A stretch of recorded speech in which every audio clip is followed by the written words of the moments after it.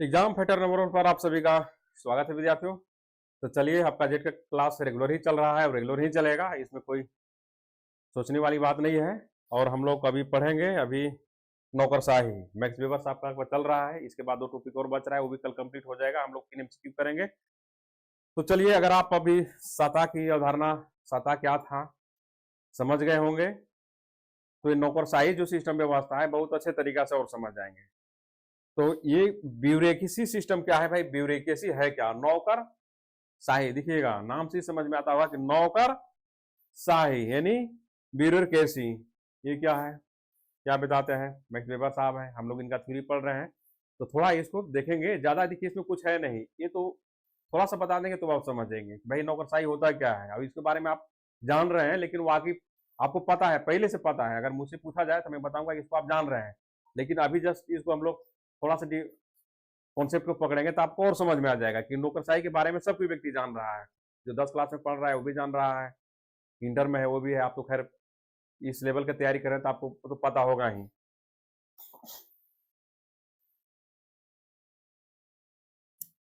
देखेंगे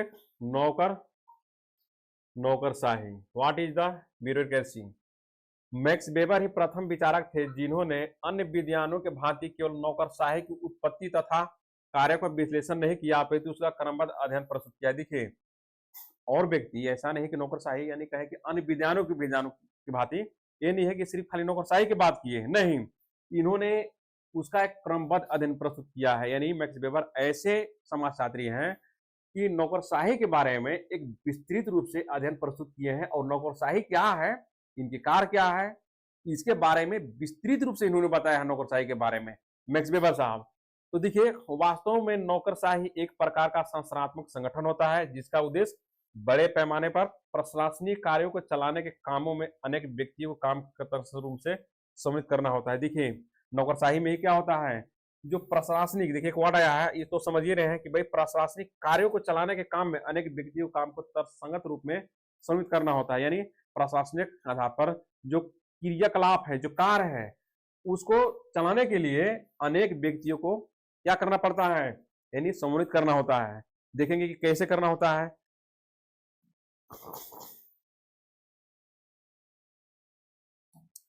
इस संगठन में प्रत्येक व्यक्ति की कुछ शक्ति अथवा अधिकार होते हैं। अगर नौकरशाही में देखेंगे, प्रशासनिक व्यवस्था में देखेंगे, प्रशासनिक सिस्टम यानी व्यवस्था में जो लोग नौकरी कर रहे हैं उनका बात हो रहा है, प्रशासनिक व्यवस्था में जो लोग नौकरी कर रहे हैं उनका बात हो रहा है, तो कुछ शक्ति तथा अधिकार होते हैं। अगर मान लीजिए कोई प्रशासनिक सिस्टम है, व्यवस्था है, उसमें बहुत सारे लोग, बहुत सारे पोस्ट है, बहुत सारे, उसमें भी कहे कि संस्करण है एक प्रकार से, कोई छोटा पद पे है, कोई बड़ा पद पे है, तो बता रहे हैं उससे रिलेटेड कुछ शक्ति तथा अधिकार होते हैं जिसका उद्देश्य आधुनिक समाज में राज्य प्रशासन, राज्य अन्य संगठनों जैसे विज्ञान, तकनीक, उद्योग, वाणिज्य सुचारू रूप से चलाना होता है।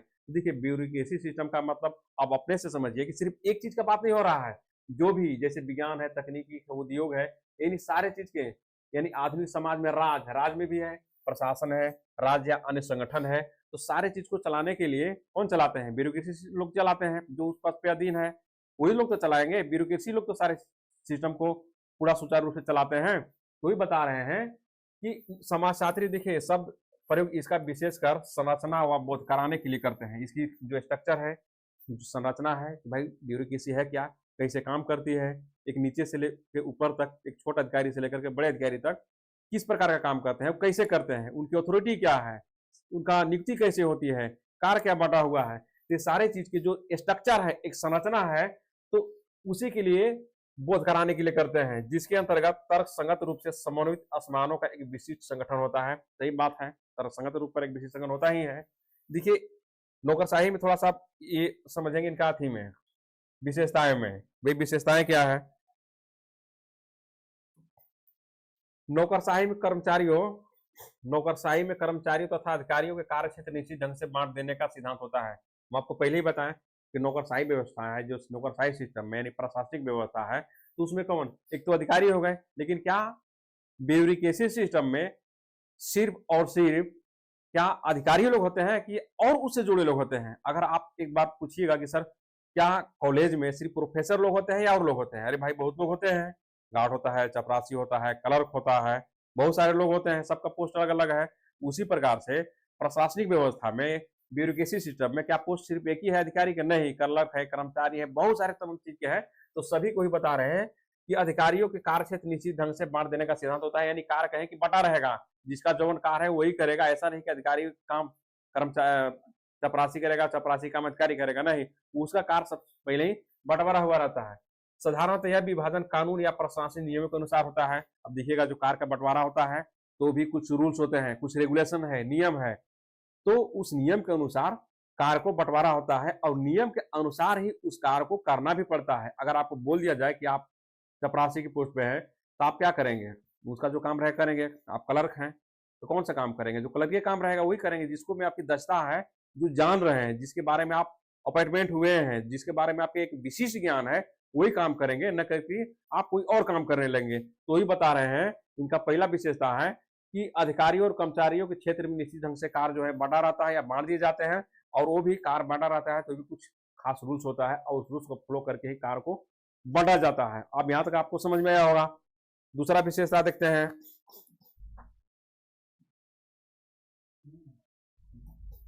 नौकरशाही संगठन दूसरा सिद्धांत यह होता है कि इसके अंतर्गत कर्मचारियों या अधिकारियों तथा उनकी सत्ता का एक संतरण या उतार चढ़ाव होता रहता है। अगर उसका संगठन है, सिद्धांत है, तो बात होगा ही, कर्मचारी है, अधिकारी है, तो ये तो संतरण इसमें होगा ही, इसमें कोई बड़ी चीज है नहीं, हायरार्की तो रहेगा, संतरण तो रहेगा। इससे तात्पर्य एक ऐसी सुदृढ़ और व्यक्ति व्यवस्थित पद्धति से है जिसमें श्रेणी के कर्मचारियों के कार्यों की देख रेख उस श्रेणी के कर्मचारियों द्वारा की जाती है। देखिए हम आपको थोड़ा सा आपका इसी तरह से थोड़ा सा वर्ड हम आपका जो है कि उसमें, यानी जब हम सत्ता पढ़ रहे थे तो किए थे, वही बात देखिए यहाँ पे आ गया है कि उच्च श्रेणी के कर्मचारियों द्वारा की जाती है। यानी जो उच्च श्रेणी के कर्मचारी है तो उसके अंतर्गत जो उच्च श्रेणी के कर्मचारी रहेंगे उसमें काम करेंगे। यानी अधिकारी के अंतर्गत टोटल जो निचले कर्मचारी हैं, चपरासी हैं, जो लोग निचले जितने पोस्ट पे आते हैं वो काम करेंगे। तो ही बता रहा है कि उच्च श्रेणी के कर्मचारियों के द्वारा की जाती है इसकी देखभाल, क्या निगरानी, देखभाल। मान लीजिए कोई सिस्टम है, कोई व्यवस्था है, उसमें बहुत सारे लोग काम कर रहे हैं, एक तो कोई तो होगा जो देख देख करेगा। आखिर काम कैसे चलेगा? कौन काम किसका बटा हुआ है, कौन क्या कर रहा है, कौन नहीं कर रहा है, क्या कर रहा है, तो ये सारे चीज आपका इसके द्वारा होता है। अर्थात उच्च पदाधिकारियों के अधीन निम्न पदाधिकारियों का काम करने की संतरण होती है। ये तो बात आपको पहले ही बता चुके हैं। अब देखते हैं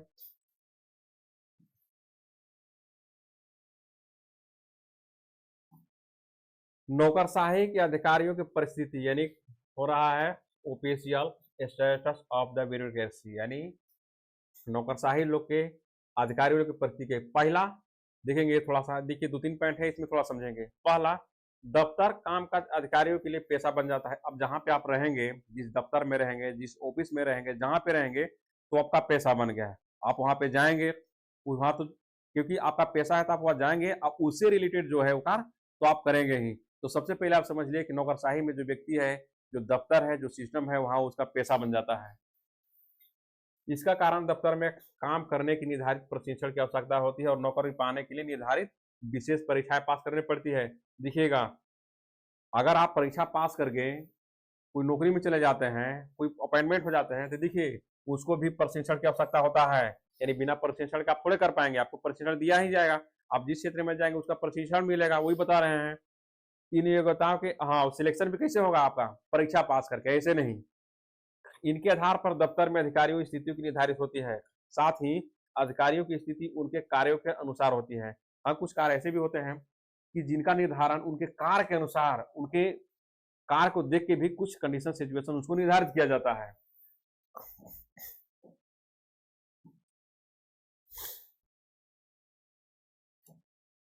नौकरशाही संगठन के अंतर्गत काम के अर्थ होता है सुरक्षित जीवन के बदले में ईमानदारी के साथ प्रबंधन करने की विशेष जिम्मेदारी को ग्रहण करना।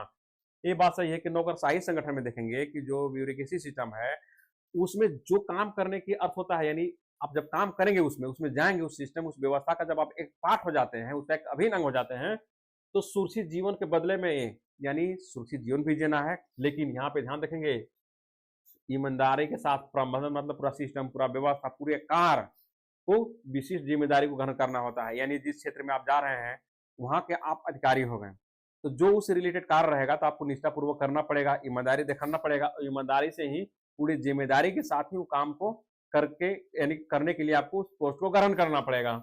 इसके लिए किसी व्यक्ति के केवल काम के प्रति ईमानदारी होना ही पर्याप्त होता है। देखिए, और के प्रति आप बेईमान रहे चाहे कुछ रहे, उससे मतलब नहीं है, लेकिन जिस पोस्ट के लिए, जिस चीज के लिए आप गए हैं, जिस पोस्ट पे हैं, ब्यूरोक्रेसी सिस्टम में आपका अगर पार्ट है, एक पार्ट है, आप उसका अंग है, तो आपको ईमानदारी होना जरूरी है। उसमें ईमानदारी आपको दिखाना पड़ेगा कार्य के प्रति। जिस पोस्ट है, जहां पे है, उस सिस्टम के प्रति, उसका कार्य के प्रति निष्ठा का भाव आपको रखना पड़ेगा। आधुनिक नौकरशाही संगठन के अंतर्गत काम करने वाले अधिकारी को साधारण जनता की अपेक्षा अधिक सामाजिक प्रतिष्ठा प्राप्त होती है। सही बात है। आप अधिकारी हैं, आप सर्विस में हैं, पोस्टेड हैं, तो आम लोगों से तो आपका वैल्यू तो रहेगा ही, आम लोगों से तो आपका प्रतिष्ठा ज्यादा ही रहेगा। ये तो बात 100% सत्य भी है। नौकरशाही में निम्न श्रेणी के पदाधिकारी की नियुक्ति उच्च श्रेणी पदाधिकारी द्वारा होता है। आप ऐसे भी देखते हैं कि क्लर्क के, चपरासी के जो छोटे छोटे पोस्ट होते हैं, तो क्या आयोग से ऐसा थोड़े है कि चपरासी की पोस्ट के लिए कोई आयोग बन गया है। कहीं सुने हैं का कि आयोग के थ्रू ये चपरासी की पोस्ट आया है, छोटा पोस्ट संविदा पे पोस्ट है, या कुछ भी पोस्ट है, छोटे छोटे जो पोस्ट होते हैं उसके लिए कोई आयोग बना है, उसके लिए प्री होगा, मेंस होगा, इंटरव्यू होगा? नहीं, ऐसा कुछ नहीं होता है। जो छोटे पोस्ट हैं उनके लिए क्या होता है, नौकरशाही के जो उच्च श्रेणी के अधिकारी हैं, उच्च श्रेणी के जो पदाधिकारी हैं, उन्हीं के द्वारा निम्न श्रेणी के पदाधिकारी, उनके कर्मचारियों लोग का नियुक्ति किया जाता है। उनके दफ्तर में उन उच्च अधिकारियों के अधीन रहकर काम करना पड़ता है। सही बात है। अगर आप क्लर्क हैं यानी छोटे पोस्ट पे हैं, तो आप किसके अंडर में काम करेंगे? जो उच्च पोस्ट के अधिकारी है उसके अंदर में रहेंगे। आपका नियुक्ति भी उसी के द्वारा होगा और काम भी यानी उन्हीं के कहे की निगरानी में, देख मेरे उनका काम करेंगे। तो चलिए, ये आपका हम लोग अभी कंप्लीट किए। नौकरशाही ब्यूरोक्रेसी सिस्टम क्या है, ज्यादा इसमें कुछ था नहीं, और नौकरशाही में ज्यादा कुछ नहीं है। पहले से आप नौकरशाही को जान रहे हैं, बस थोड़ा सा आप रिपीट कर लेंगे कि भाई ये होता क्या है, कैसे होता है। एक बार पीडीएफ की भी आप पढ़ेंगे, बहुत अच्छा से हो जाएगा। फिर इससे रिलेटेड जब हम लोग इनका एमसीक्यू करेंगे, तो बचा खोचा जो डाउट है वो आपको समझ में आ जाएगा। देखिए, आपको सिर्फ ये नहीं है कि रटने जैसा है कि भाई नौकरशाही का ये होता है, वो होता है, नहीं। आपको एक कॉन्सेप्ट क्लियर करना है, क्योंकि एग्जाम में आपका कॉन्सेप्ट पूछा जाता है कि आपकी अंडरस्टैंडिंग है या नहीं है। ये नहीं कि हम रटे रटाए जैसा करेंगे तो होगा, नहीं तो आप गड़बड़ हो जाएगा, फिर आप परीक्षा नहीं पास कर पाएंगे। क्योंकि आप पीजी पास किए हैं, आप असिस्टेंट प्रोफेसर बनने जा रहे हैं, तो उस लेवल से आप पढ़ रहे हैं, तो उस लेवल का आपका सोच भी होना चाहिए, अंडरस्टैंडिंग होना चाहिए। ब्यूरोक्रेसी सिस्टम क्या है, नियुक्ति कैसे होता है, कार्य कैसे करते हैं, कैसे उच्च अधिकारी के अंडर में छोट जो निम्न अधिकारी होते हैं वो काम करते हैं, इसकी नियुक्ति कैसी होती है, इसका दफ्तर क्या है, इसकी विशेषताएं क्या है, ये हम लोग इंपोर्टेंट चीज पर आप चर्चा कर चुके हैं। बस एक दो बार आप पीडीएफ को देखिए, एक दो बार खुद अगर लेक्चर को ही आप 2-3 बार देख लीजिए, आपको समझ में आ जाएगा।